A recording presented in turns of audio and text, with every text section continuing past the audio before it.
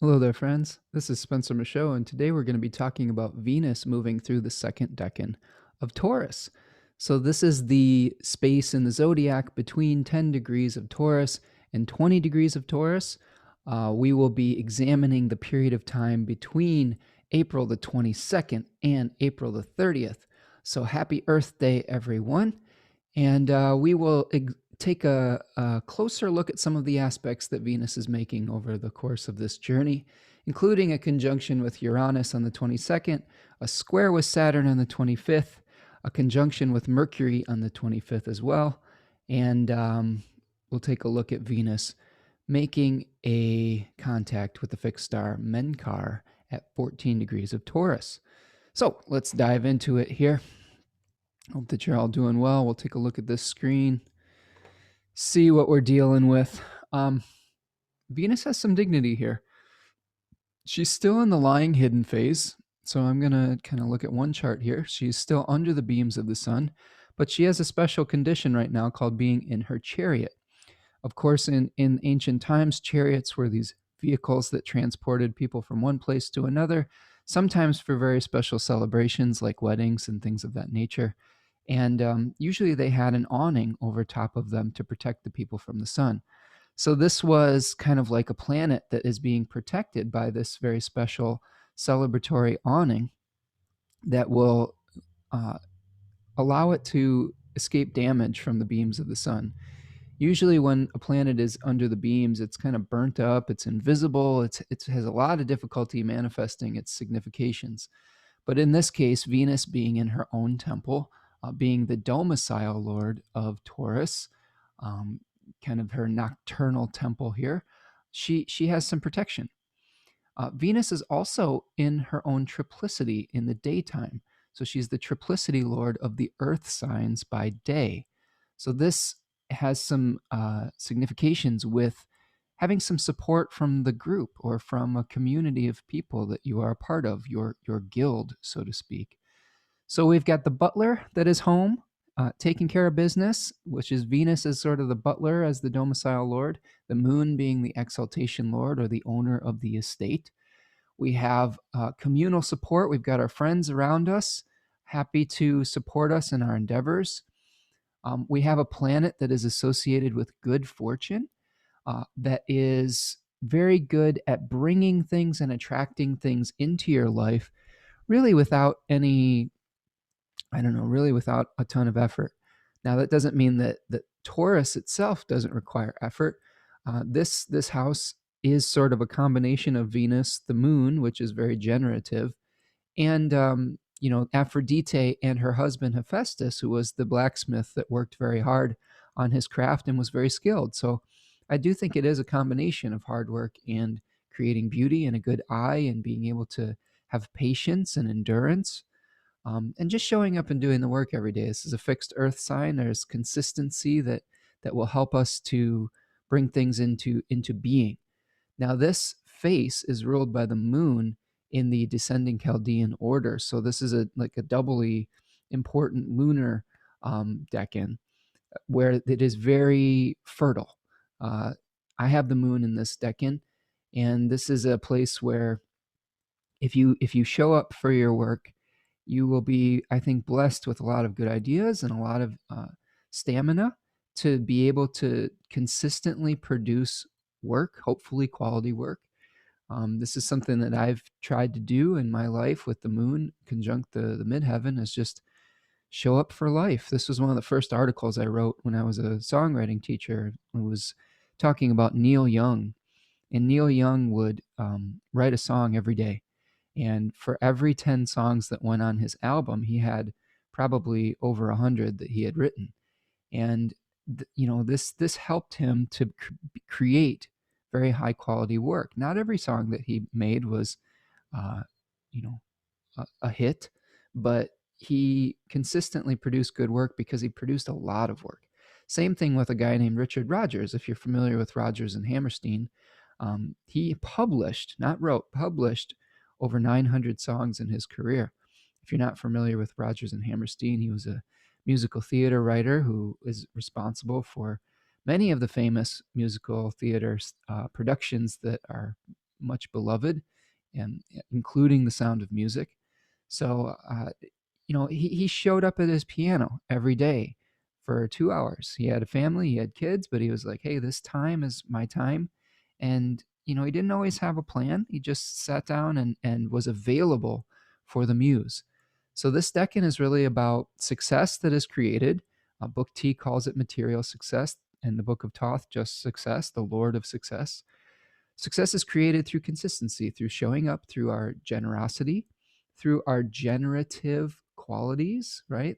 We have a point of time in the year, the spring season, where we have done the hard work of turning the soil over in the first decan of Taurus. Austin Coppock calls that decan a plow. And now we're allowing the sun to heat up the microbes in the soil to make it fertile. And we've got that exposed earth and it's ready to be planted. So one of the things that we're trying to do is plant seeds. Okay, we've done the hard work of breaking up the soil, removing the rocks, getting it prepared, planning. Okay, first decan was about planning. And now we're ready to kind of, sow the seeds, sowing the seeds of love, so to speak, like Tears for Fears used to say. And, just allowing the process to happen.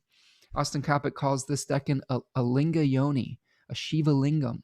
And I wanted to read something to you. I'm going to stop my share for just a second because I have this cool book. I collect crystals and I collect rocks and stuff. And this is the Crystal Bible by Judy Hall. And she talks about a Shiva lingam.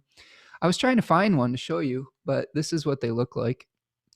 I couldn't find one because my partner and I keep giving them away to people who are trying to get pregnant. So which they've been successful many times. So this is a stone of fertility. It's a fertility stone. Its attributes, according to Judy Hill, it says, Judy Hall, sorry, symbolizing the Hindu god Shiva's union with his consort Kali and activating the base and sacral chakras. A Shiva lingam raises and controls Kundalini energy.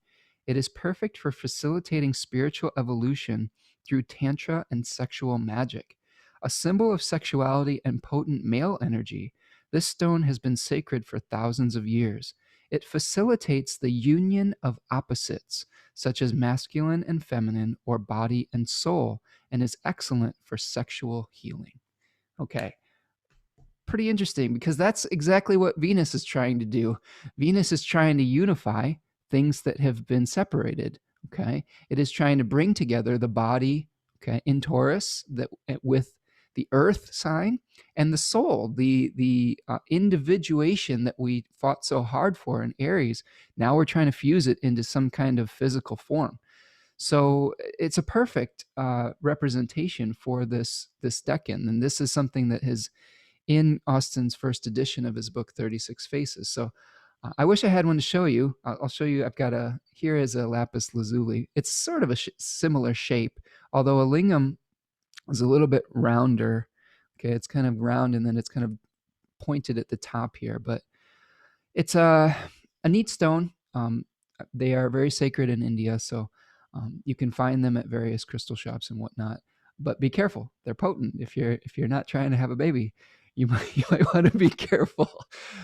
Okay, so the other thing that we're looking at with Taurus here is the Horai. So I wanted to read to you again about the Horai. I went into depth about the charities in the first decan and the Horai and the Litai when I was talking about Mercury in Taurus, but we should revisit it here. So this is from theoi.com, and this says that the Horai were the goddesses of the seasons and the natural portions of time.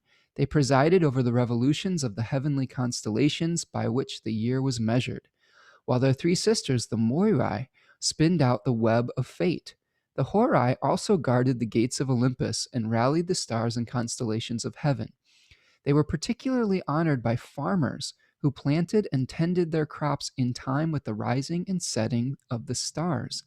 Measures of the passing seasons, the three were usually named eunomia, good order or good pasture, irony or uriny, peace or spring, and Dike, justice, goddesses who individually represented the conditions required for farming prosperity. Okay, so we've got these deities that were associated with farming, with kind of the natural rhythms of the earth. And I wanted to read one more thing to you. This is from the Orphic Hymns, a translation from a Greek author named Apostolos Athanasakis. Apostolos Athanasakis. I need to figure out how to pronounce his name because I do this every time I quote this book. You know, Mekalekahai, Mekahaini Ho. That's what I feel like I'm trying to do. Like that dude from Pee-wee's Playhouse. I don't even remember that.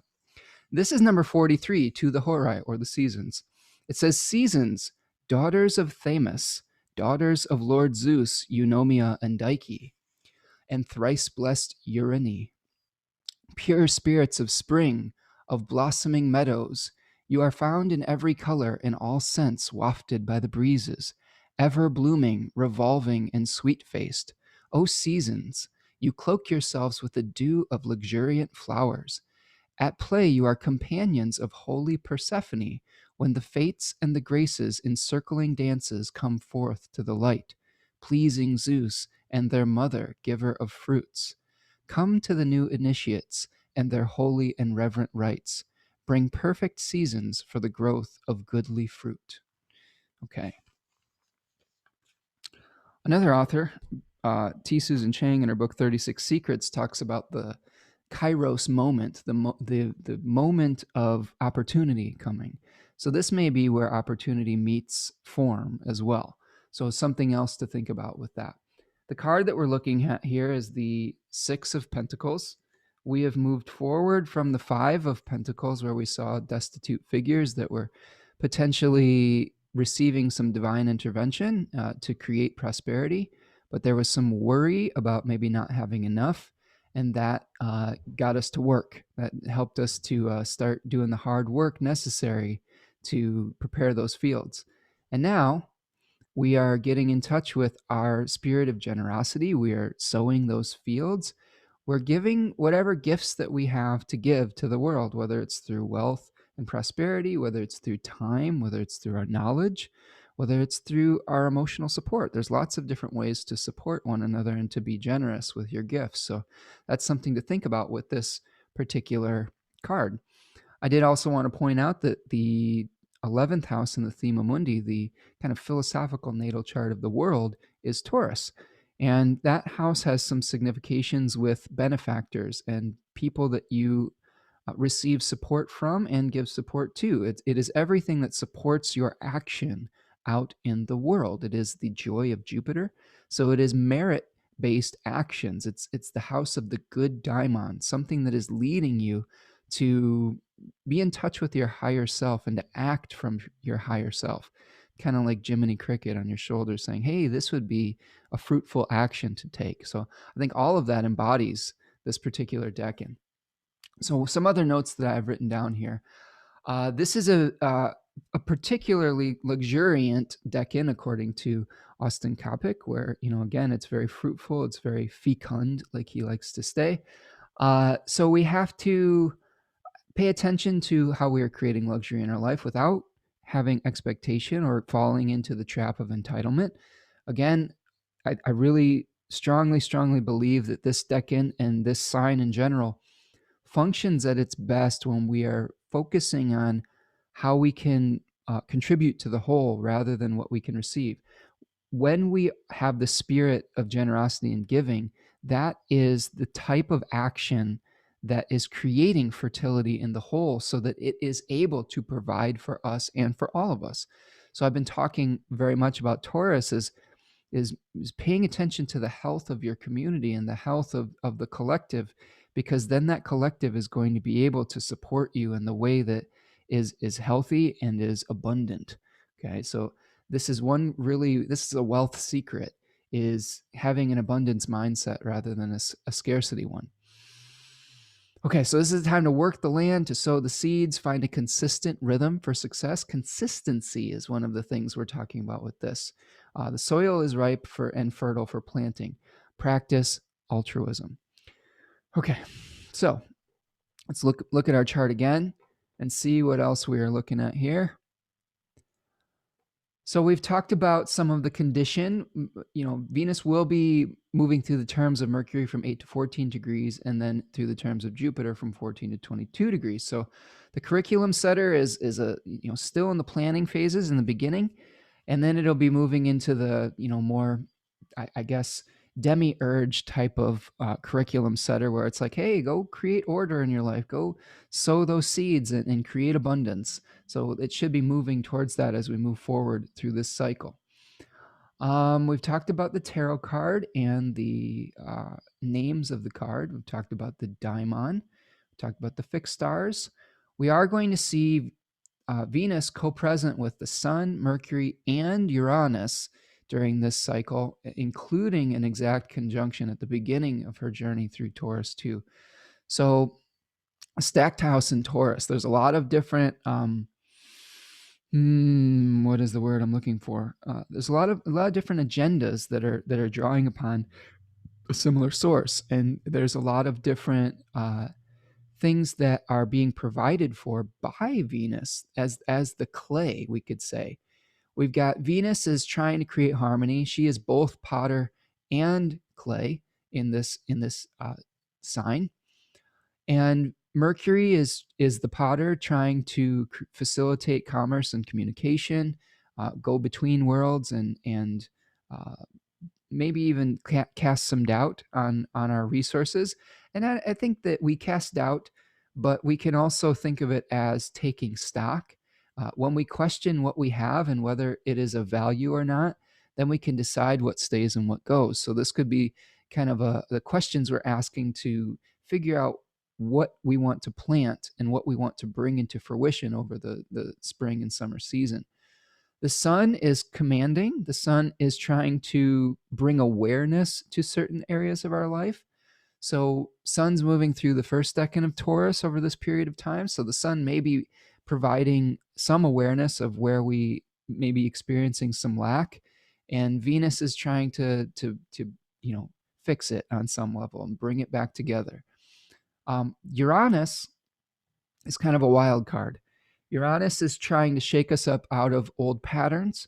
It is the lightning bolt of awareness. Schmidt also calls Uranus like a transcendental sun, like a collective sun on some level, where it's an idealized kind of awareness. It is something we are shooting towards and aspiring towards potentially as a collective.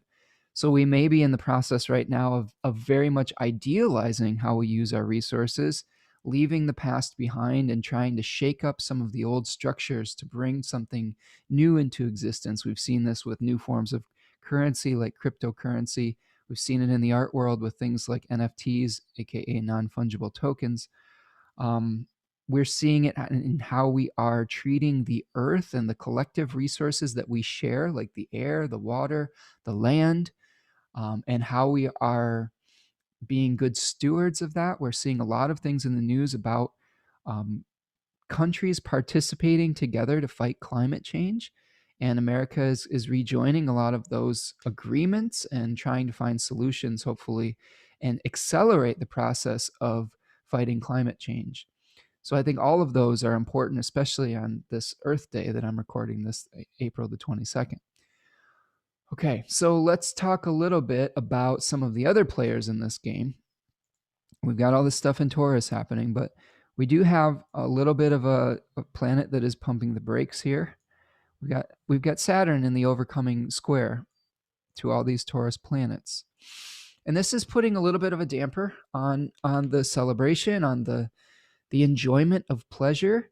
It is asking us to think of the collective, to maybe sober up and have some sobriety when it comes to how we are dealing with our resources.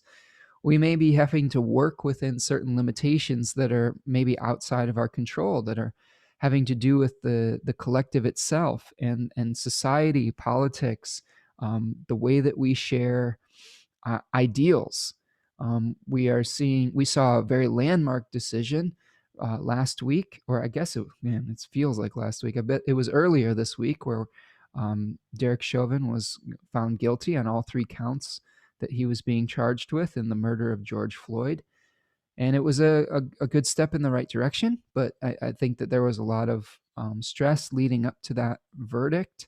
And there's a lot of, there's still ways to go, because we are still seeing young people, young Black people being killed by the police, and disharmony and inequality in how we are treating people in this country.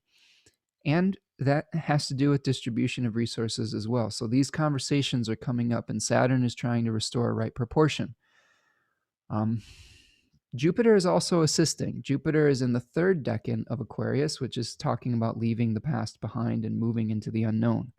Saturn's in the decan that's associated with the Six of Swords, where a figure is being ferried across a river into a new existence. So we've got Saturn making the journey, and we have Jupiter kind of leaving it all behind for good and saying, okay, you got to have faith in the process. There's no looking back now. What wisdom can you take with us into the new reality, and what do you have to just leave behind and escape with into the night? Okay, we also have a sextile with Neptune by whole sign, and a trine to Pluto by whole trine, by whole sign. Whole sign. Whole trine, whole sign. You can say that 10 times fast.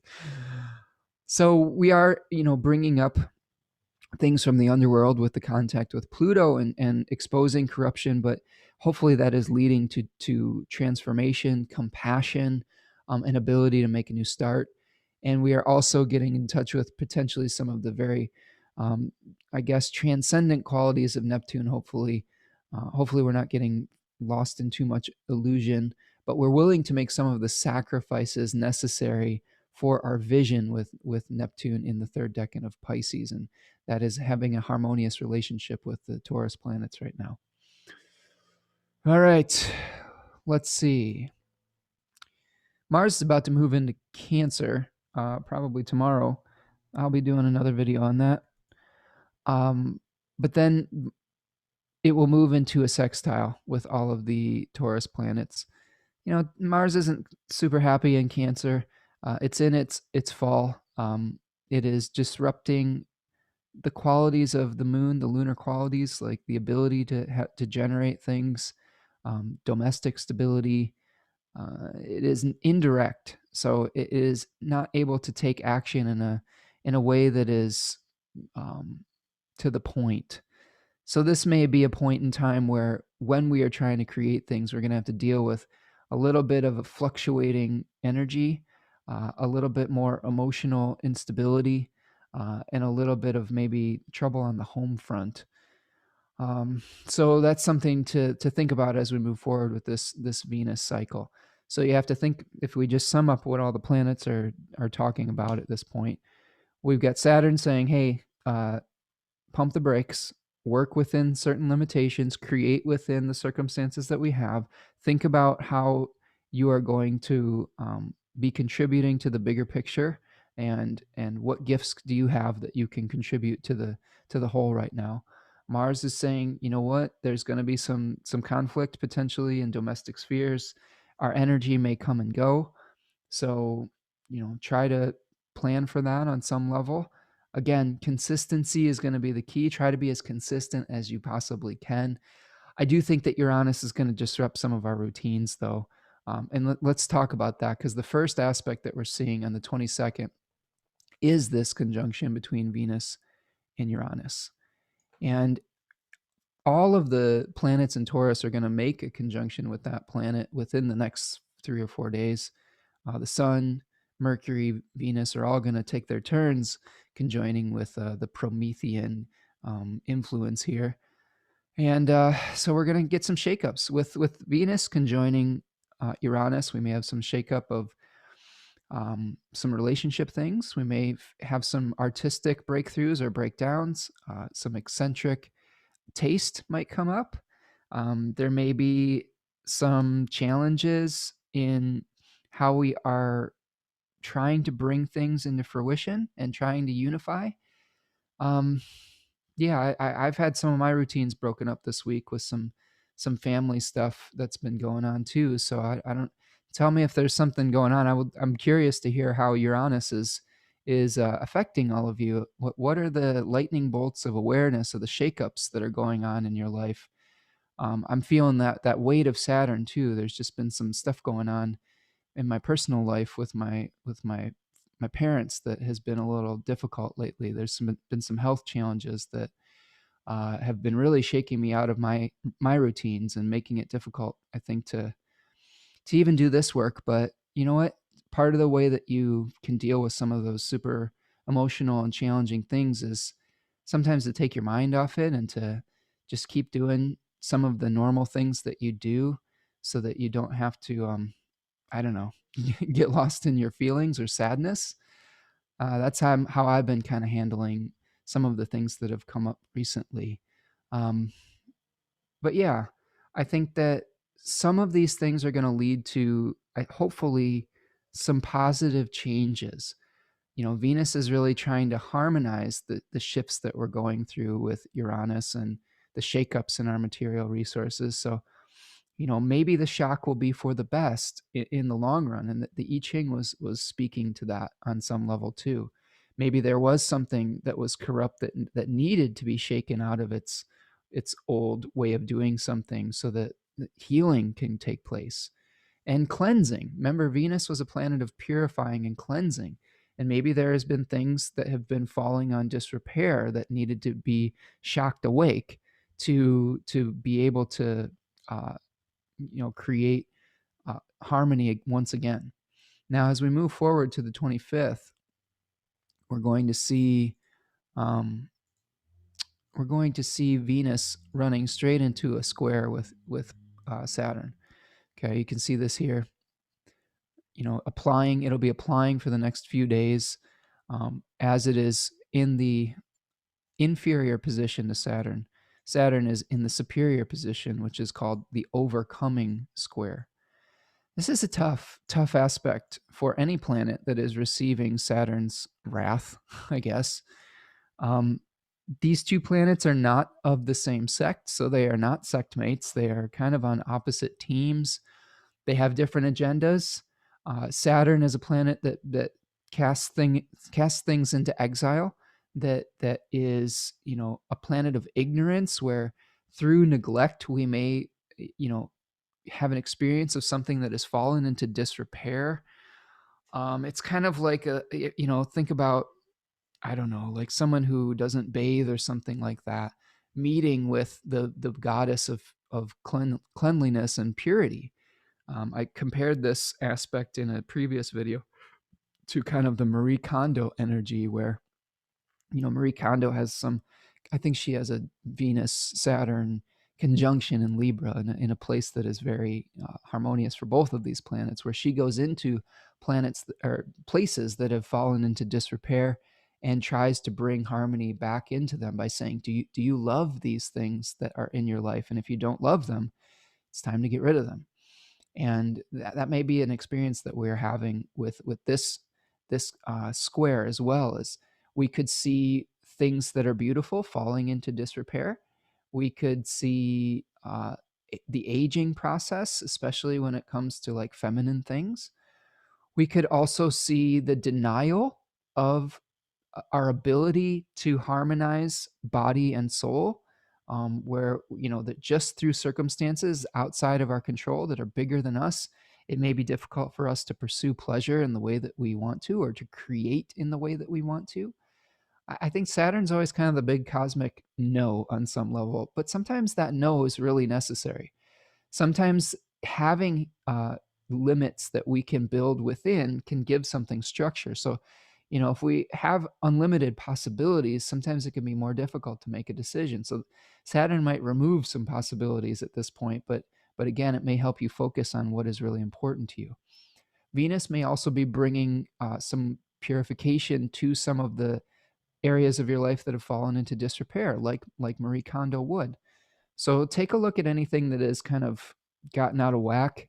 See if you can bring some of your healing, purifying, cleansing energy to it to bring things back into harmony, even if it's difficult. Again, I talked about this in a panel I was in recently, where I was feeling this whole sign square right as Venus ingressed into Taurus and started this kind of relationship between Saturn and Venus. And I felt an overwhelming desire to start cleaning out my office. And I needed the help of my partner. And I'm a Leo ascendant, so I had Saturn in the 7th house kind of. My partner was playing that Saturnian role of saying, no, get rid of it, get it out of the house, contract.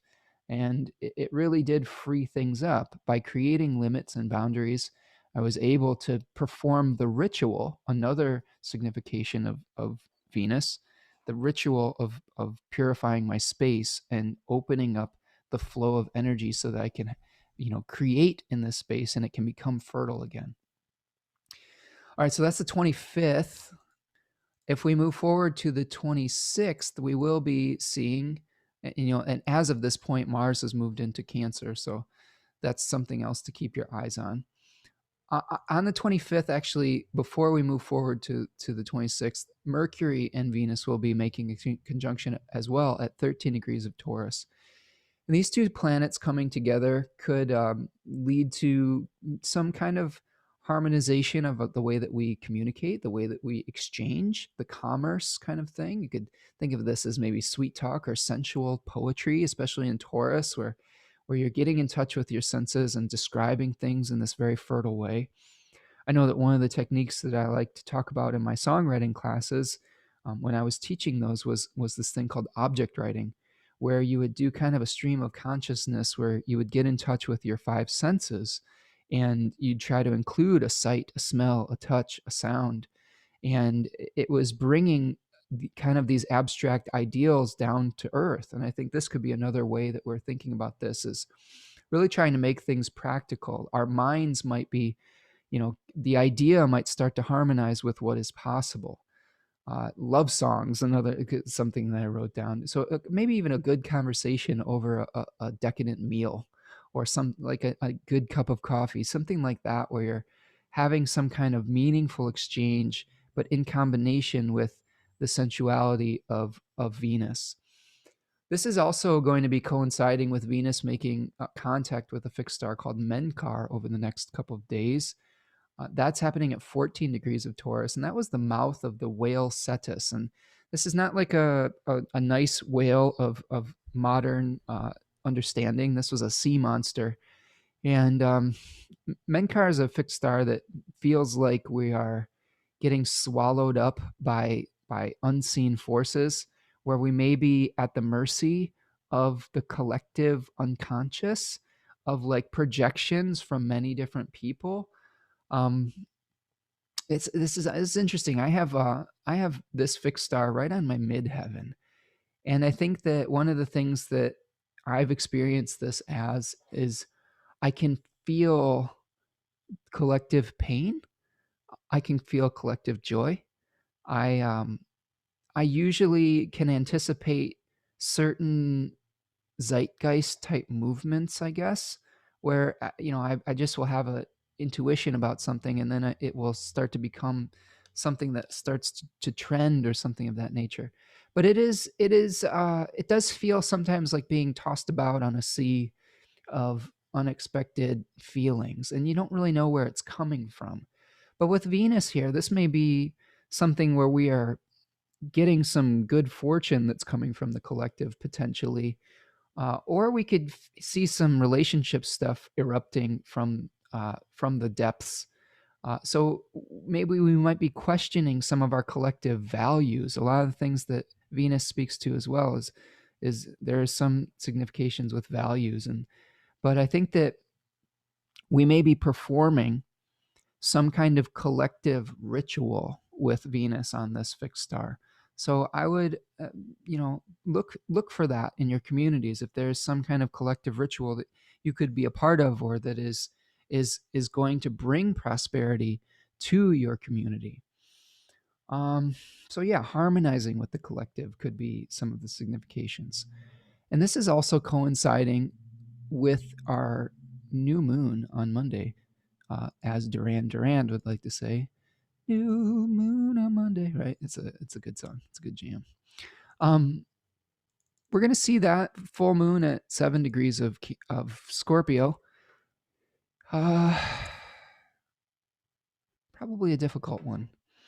I hope that to still do a live stream for this. I'm going to have to play that by ear, I guess. Everyone out there, like I said, I've been kind of having a bit of a family emergency this week. So we'll see what's going on with that. But hopefully I'll still be able to do some more of this type of thing for everyone. But yeah, this is a time where all of the Taurus placements are kind of challenged, and we may be experiencing a sense of loss with the moon in that first decan of Scorpio, but we have to turn our viewpoint to gratitude and what we still have left. This is kind of the lesson of that card, is mourning your losses, but then also shifting perspective so you don't get lost in the mourning. All right, I think that's the aspects that I have for you. Let's take a look at the I-Ching reading. Hope you're all doing well out there. I hope that any shocks that you've been experiencing have been gentle and not too overwhelming. Yeah, my mom's in the hospital again. She had a stroke not too long ago, a few years ago, pretty severe one, and was pretty, she was in ICU for 2 months and ended up really having some struggles over the last few years with her mobility, and been pretty disabled. And she's back in the hospital with some seizures lately. So prayers, thoughts and prayers for her. I've been really trying to maintain my center throughout all this. But even a Taurus moon can get tossed about, especially when his mom is sick. So again, I appreciate all of you sending good thoughts and positivity her way. So let's talk about this hexagram. This is the hexagram 14, which is called Great Possession or Sovereignty. And it is moving towards the hexagram 32, which is called Endurance, Constancy, Long-Lasting, Perseverance, Duration. And in 14, we see fire above the heaven. And this is kind of this is a hexagram that talks about the wealth that we do have. It's great possession, right? Hilary Barrett says, given all that you have, who will you be? How can you affirm and support what is good? It says you are wealthy in material goods, whether it is material, wisdom, power, energy, talent, relationships. This is something I was talking about at the beginning today. So share your wealth with others.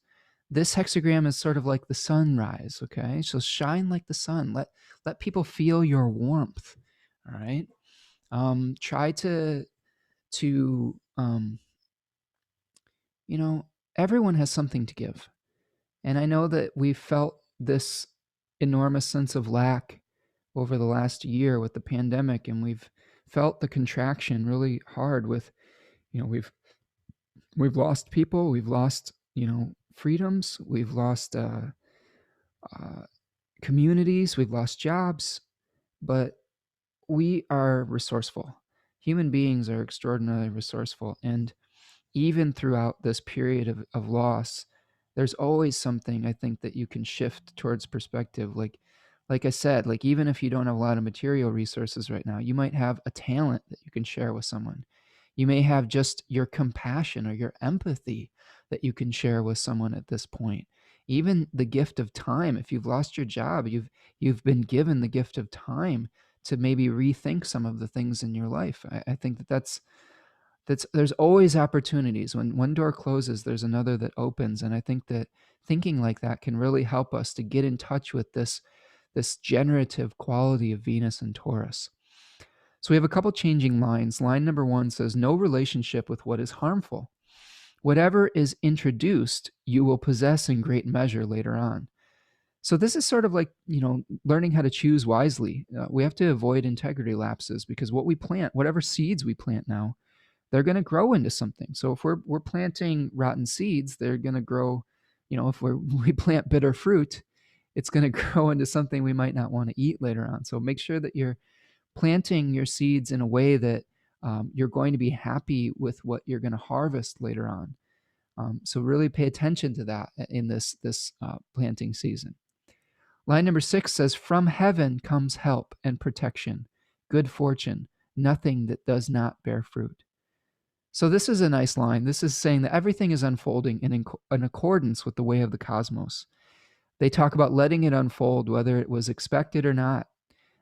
It will turn out for the best. Okay, it says don't force it to conform to your expectations. I know we've had a lot of stuff going on with Uranus, and so it's the time to be receptive, to do the work that we need to do, but try not to force a square peg into a round hole. Allow the shakeups to happen. Even sometimes when we have certain health crises in our life, that can be a course correction from the divine, where something good might come out of it. So think about that. If there's been something that's been shaking you out of your routines, um, let whatever needs to fall away, and embrace what awareness and wisdom it has shown to you. This is changing to the hexagram number 32, which again, we talk about endurance, constancy, long lasting. This is thunder above the wind. And those two forces are consistent, right? They continue no matter what's going on. We will still get thunder and wind, and wind is about flexibility. Thunder is about taking action. So it says, what inspiration are you making in your daily life? How can you continue on the same path even as you adapt? Who will you become by persevering in this? So this to me is about staying the course and keeping at it, okay? Again, Taurus requires that Hephaestian blacksmith hard work, in addition to the eye for beauty and the eye for balance. So keep at it and make adjustments as you go. Like there's probably things that have shown you some things that don't work in your life anymore, and just let them go. Keep going at the things that you feel good about and that have been shown by experience to still work. Okay, that's an experience is a great teacher. There was a quote in this myth series I was watching last night about the story of Daedalus and Icarus, and they were talking about experience. It is something that only people who have gone through things can have access to it, right? The wisdom from it. And they were talking about Daedalus's experience versus the youthful exuberance or ignorance of Icarus and him flying too high. And a lot of times we realize our limitations through our failures. And so this is something where, through experience, we can make adjustments. Even if we've come across something where something didn't work, we make adjustments and then we keep going. So persevere in the face of the challenges that you are experiencing to create that new growth, just like that 6 of Pentacle cards. Okay? All right, everyone. I think that's what I've got for you today. Short and sweet. I think I'll see you again soon for Mars and Cancer, and hopefully for the full moon. Hang in there, everyone. I know that this has been a challenging week for me personally, but probably for a lot of you out there with the overcoming square with Saturn and the Uranus contacts and everything. Just try to maintain as much of the healthy routines as you can. Like some of the things that get you through shocking events are things like eating well, remembering to eat, eating healthy, exercising a little bit can be a great stress reliever and give you some nice endorphins. Remembering to get some good sleep. Okay, we can deal with the stresses in our life a lot easier if we're taking care of our bodies and having a healthy sleep routine. I know that I'm just not at my best at all if I haven't been sleeping. Do your everyday practical things. Like I write in a journal every day. Those things can help bring relief. Yeah, and just be kind to the people in your life, and don't take things for granted. We're not guaranteed really anything in this life. We may think that we have things that are going to last the test of time, and at any point they can be kind of snatched away from you. So again, live in the moment while also thinking about your future and appreciating your past. And don't take things for granted. Don't take the people in your life for granted. That's another, I think, lesson of Taurus too, is to be present and to show your gratitude and your love for people. So that's what I've got today. Be kind to one another. Again, try to find that inner peace as well, because if we are all finding that inner center and that inner peace, it's going to be much easier for us to give and to be generous and to contribute meaningfully to our worlds with grace. So if you like this channel and what I'm providing here, please hit that like button and subscribe to the channel. You can make a material donation to what I'm doing at buymeacoffee.com. You can think of this as our little coffee shop chats, where we're kind of having a tea or a smoothie and just talking about the stars. So appreciate all of you who have been sitting with me in the virtual coffee house. And I will see you in the next time, okay? Take it easy, everyone. Peace.